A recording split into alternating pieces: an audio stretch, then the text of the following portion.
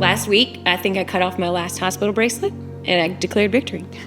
6 weeks ago, I had my final surgery, what I'm hoping to be the final surgery. And I really did cut off that bracelet and think, this is the last time I'm going to do this. So the initial reaction was shock. And then I think it's only natural to go through all the stages of grief. And I've been through them all at least once now. And I think I've settled finally into a place of maybe gentle acceptance that this is my reality, probably forever. I seem to be unapologetically optimistic in my life, no matter what's happening. And that is one of the few things that I think has served me well through all of this. I believed that no matter what they told me, if they said, which someone did say, there's a 60% chance this will come back.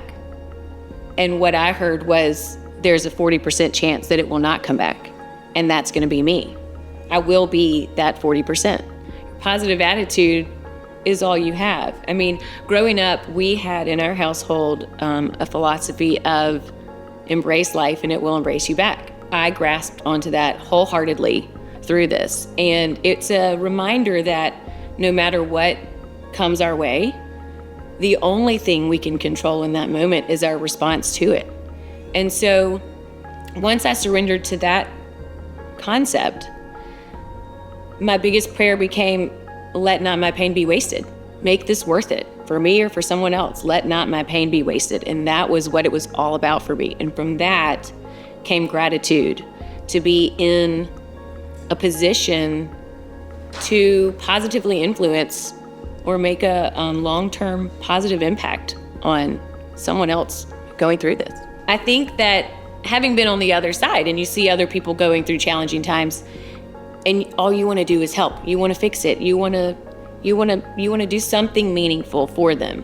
You have to recognize that people need to do things for themselves as well as for you. So it's difficult sometimes to accept the help, but it is very important for other people to join in on this journey with you and heal with you. So a lot of the information that I got that was the most helpful outside of the clear medical advice was from kind of a support group.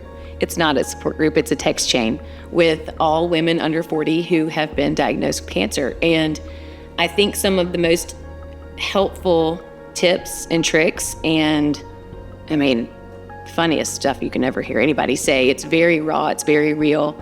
And that's where a lot of the most helpful information has come from these women who have been through it just recently in very similar situations. They're all in Birmingham, about my age. We don't know each other necessarily outside of this, but we can relate in ways that most people cannot.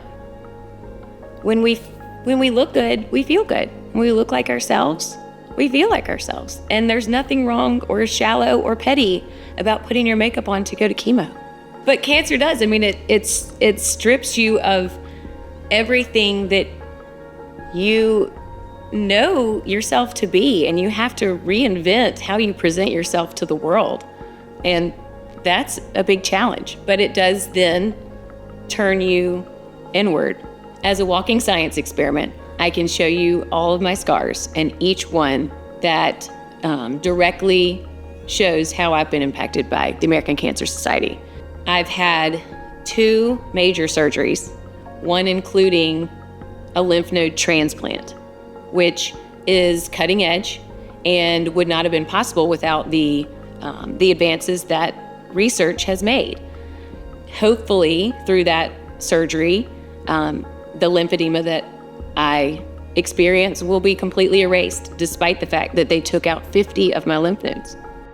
The world gets bigger in that people from all walks will come and try to connect with you because they can connect with you. So I had a lot of people, a lot of designers that I know only through work who I've never actually interacted with reach out to me and say, you know, I've been through this, let's connect. That's how I met Dana. And it gets a lot bigger from that perspective, in that you can connect with people from all over without having a true interaction with them. However, it gets smaller in the sense that I think you really become selective and intentional about who you spend your time with and who you devote your energy to when you have so limited of both. I think it's so important to connect with other people and feel the love and support in a way that doesn't involve you laying in the bed looking at the flowers that they're bringing you. It is a way to truly do an activity and engage with them in the way that you do when you're not sick.